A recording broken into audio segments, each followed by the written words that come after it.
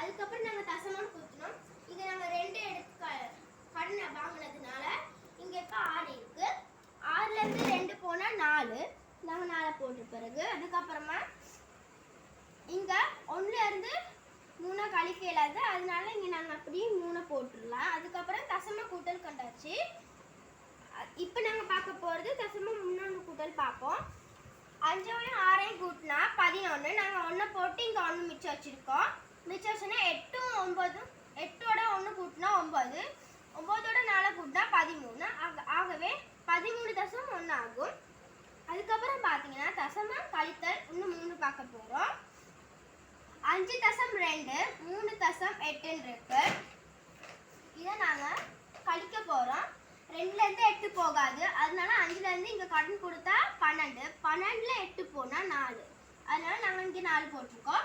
அதுக்கப்புறம் இங்கே நாங்கள் இங்கேருந்து 1 கடன் கொடுத்தனால இங்கே இது 5 வந்து 4ஆக மாறுது. 4லேருந்து 3 போனால் 1, ஆகவே இந்த தசம கழித்தல் முதலாவது கணக்கின் விட 1.4 ஆகும். ரெண்டாவது கணக்கு பார்த்தீங்கன்னா 37.9, 25.12 கொடுத்துருக்கேன். இது எப்படி கழிக்கிறதுனா 9லேருந்து 2 கழிக்க 7, அதனால கழிச்சோம்னா 7 விட 0லேருந்து 1 கழிக்க 7னால இங்கேருந்து 1 கடன் கொடுக்குறோம். கடன் கொடுத்தா 10லேருந்து 1 போனால் 9, அதனால ஆகவே நாங்கள் இங்கே கடன் கொடுத்தனால இந்த 7 என்ற எண் 6ஆக மாறுது. 6லேருந்து 5 போனால் 1, ஆகவே 1 போட்டுக்கிறோம்.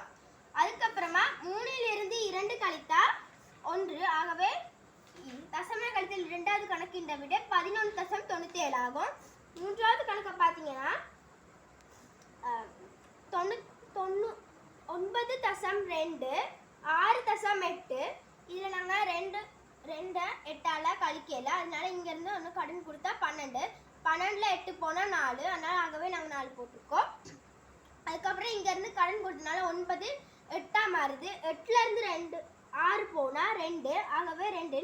ஆகவே தசம கழித்தலின் மூன்றாவது கணக்கின் விடை 2.4. ஆகவே இன்னைக்கு நாங்கள் திசை கொண்ட எண்கள் நல்லா விளக்கமாகவே பார்த்துருப்போம். இன்னொரு முறை நாங்கள் சந்திப்போம். நன்றி, வணக்கம்.